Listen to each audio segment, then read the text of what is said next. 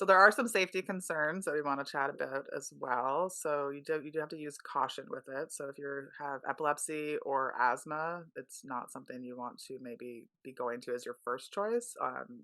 So if you're using it, just be very cautious, and definitely be cautious around young children. So do you want to elaborate a bit more on that, Nikki? Yeah. So, and actually, if you've listened to our recent podcast where we talked about safety, we talked a lot about different safety charts, but we do have a chart also where it comes to eucalyptus species. You can see it. Anyone watching on YouTube, you can see it. You can go to our website and download this also. But At it goes, www.schoolofacentria.com/en/free. yes. And you'll see all our free resources. And if you go into the safety ones, you'll see the eucalyptus species chart. And so at Essentia, we teach about four different eucalyptus. So we do the globulus, the radiata, citriodora, and dives.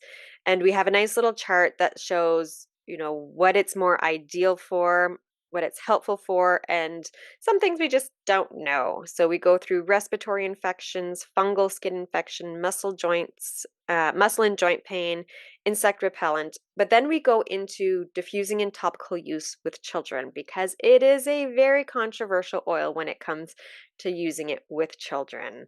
Mhm. Some places say not to use it under 10. Some places say it's okay to use it under 10. We always go by the essential oil safety book by by Tisserand and Young, and so that's kind of where we get our information, along with other health um, clinical aromatherapy books as well. So we look at a lot of different ones, and that's where this information comes from.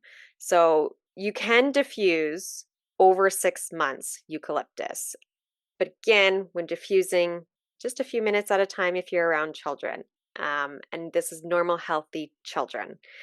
If we're using it topically, that 0.5% is usually all that's needed. And then you could go up as you're getting older to higher percent.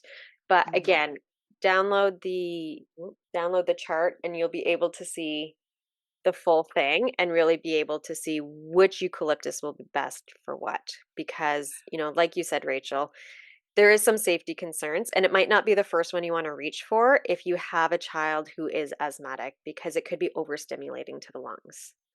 And this is where it's really important to know the botanical names of your oils. So Hmm. if your essential oil bottle doesn't actually say the botanical name of your oil, that's not a good oil in general because it could be a blend of different stuff.